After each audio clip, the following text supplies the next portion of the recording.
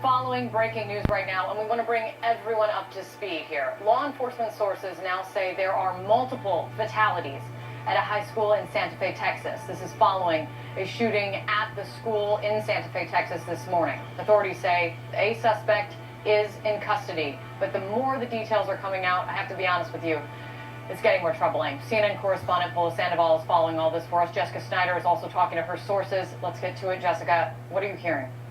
Well, Kate, right now we know that at least this is no longer an active shooter scene, but as these details are coming out, they are becoming much more troubling.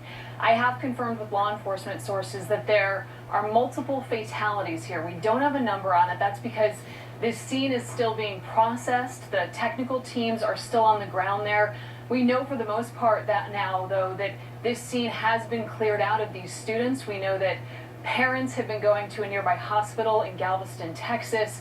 But right now I've been talking with law enforcement sources. They do tell me multiple fatalities. Again, this is all an evolving investigation, evolving numbers that are coming out. We know that this all started unfolding around first period at Santa Fe High School in Texas.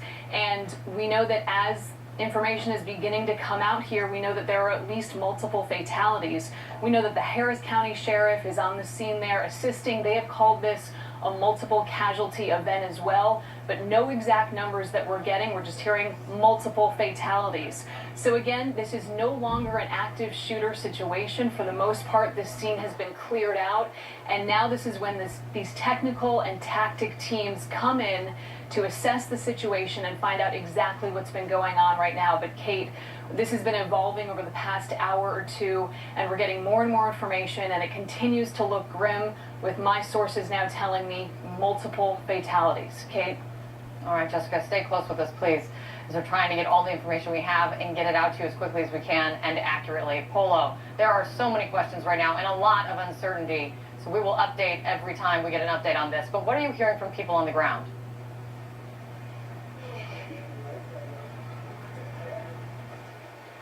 Polo, can you hear me? Okay, I think we're having a problem getting Polo up, but we've been hearing a lot from some of the eyewitnesses, some of the students that have been coming out of the building. One of the reports from one of the eyewitnesses telling one of our affiliates is that a gunman walked into an art classroom and began firing what looked like, at least to this witness, like a shotgun. We're going to continue to stay on this. Let me bring in right now law enforcement analyst, former FBI Supervisory Special Agent Josh Campbell. He's joining me right now. Josh, again, a lot of uncertainty. We're trying to get a lot more information coming up. But as you hear these few details that we have right now, what do you think? So many questions right now that we still have, and obviously there are many things that are going on simultaneous. You have investigators that are moving from that phase of saving lives to now trying to process the scene, determine, is there any evidence, conducting witness interviews, trying to get to answer that question, why did this person do what they did?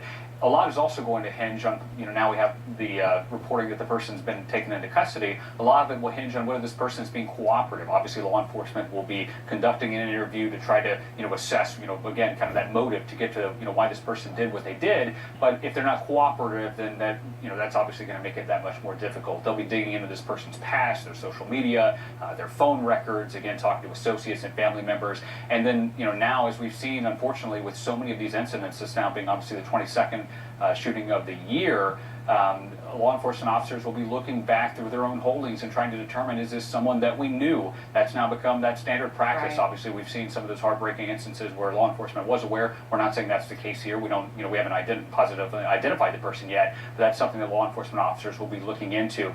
And again, the last thing I'll say, having, gone through so many of these incidents, is this is also the heartbreaking phase for the family members who don't know yet, the state or condition of their loved ones. So, whether or not you're a parent out there who, is trying to, again, check in to see whether or not your son or daughter was involved in this is that heartbreaking period. But you can rest assured the law enforcement, the school officials will be working with them to try to get that information out as fast as possible, because you have a lot of concerned people right now. And Josh, one of the things, just for our viewers, is we're looking at some video of some aerial video, and it looks like some students are lined up, and there's a search being conducted of probably of themselves and of their belongings.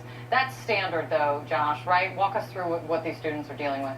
Yeah, it is standard. So you'll see, students being taken out, obviously, filed out in a line. A lot of times you'll see them with their hands up. This is a standard practice. It's what law enforcement officers train for, because again, when you arrive at a scene, you don't know if there's one person, you don't know if there are multiple people, and you don't know if the person who's involved is actually among those who you're trying to get out to safety. If you remember from Parkland, there was this.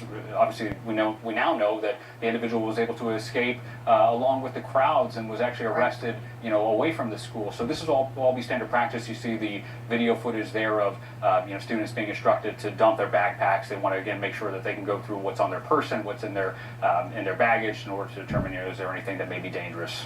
Yeah, and Parkland's a perfect example of why these searches are so important right after, as the scene is still being processed and as everything is still playing out. Josh, stick with me. I want to get back over to Polo. I think we've been able to connect with him now. Polo, as we're learning that this happened just as school was getting underway in Santa Fe, Texas. We are starting to hear from some of the people on the ground. What are you picking up? Yeah, Kate, those are those young people who were the closest to what was happening today. We are hearing some of those heartbreaking, dramatic, and emotional accounts from some students. I want you to hear directly from at least two of them before we play some of what they had to say. Keep in mind, this was not long after the start of first period this morning when those shots rang out. We heard the alarms. Everybody just, started leaving, following the same procedure as we did. Nobody thought it would be this. Nobody thought it was a shooting. Everybody just thought it was a, normal procedure, practice, fire drill. And next thing you know, we just hear three gunshots, a lot of explosions, and all the teachers are telling us to run, go, run. Me and my friend Ryan Calvert ran to the forest so we could get shelter. And that's when I called my mom. Because I thought I was gonna have an asthma, or I was having an asthma attack. And I just wanted to be safe. I was upstairs, and I heard the fire alarm go off, and I thought it was just a fire drill, so I left my bag and stuff inside, and then I went downstairs, and then I met up with him, and then all these teachers telling us to get back, and I didn't know what was going on. I thought the school was on fire. And then we just heard gunshots go off, so he grabbed my hand and we took off running towards the bushes.